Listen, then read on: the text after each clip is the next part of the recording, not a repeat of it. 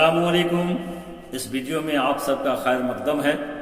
मैं मोहम्मद जिलानी अंसारी, किताब अपनी ज़ुबान, दर्जा 7, उन्वान एतबार का खुलासा लेकर हाजिर खिदमत हूँ। चलिए मैं शुरू करता हूँ। एतबार, इस कहानी में मुसन्निफ सुदर्शन ने एतबार यानी यकीन लफ्ज़ को ज़िंदगी का हकीकत समरा बना दिया। इस कहानी में मुसन्निफ एतबार का तारुफ किया है।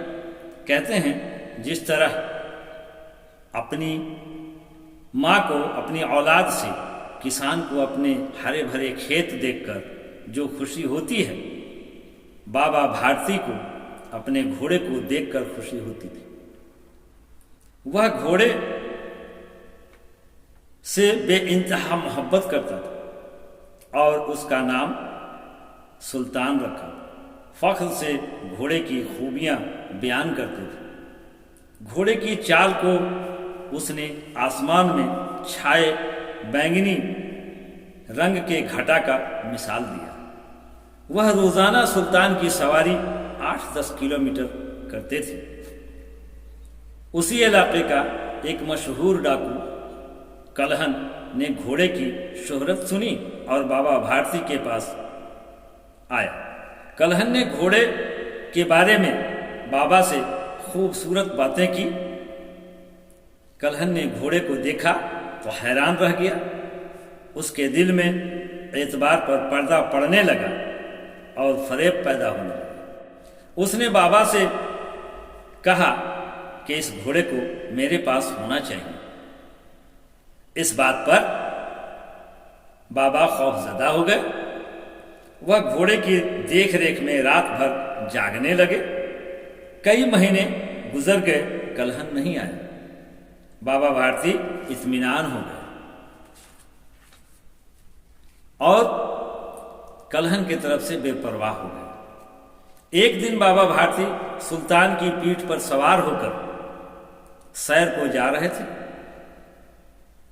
तो एक आवाज आई, ओ बाबा, एक मुहताज की बात सुनते जाओ। आवाज में दर्द था। बाबा रुक गए। देखा एक अपाहिज कराह रहा। बाबा का दिल नरम था। उन्होंने तकलीफ पूछी। अपाहिज ने कहा, मेरा घर दूर है, साथ ले चलो बाबा।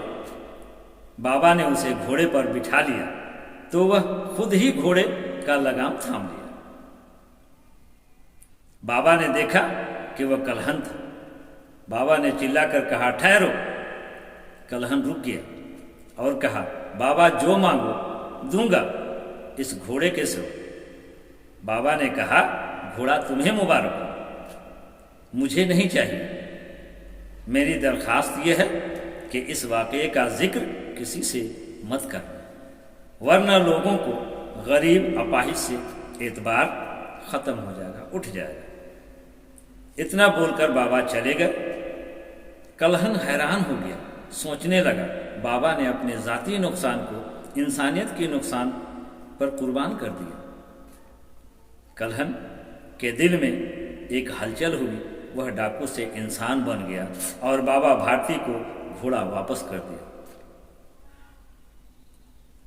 इस कहानी से, इस खुलासे से हमें यह नसीहत मिलता है कि एतबार इंसानी जिंदगी की हकीकत है, इसे फरेब में नहीं बदलना चाहिए। आज तक बच्चों यहीं ख़त्म करता हूँ।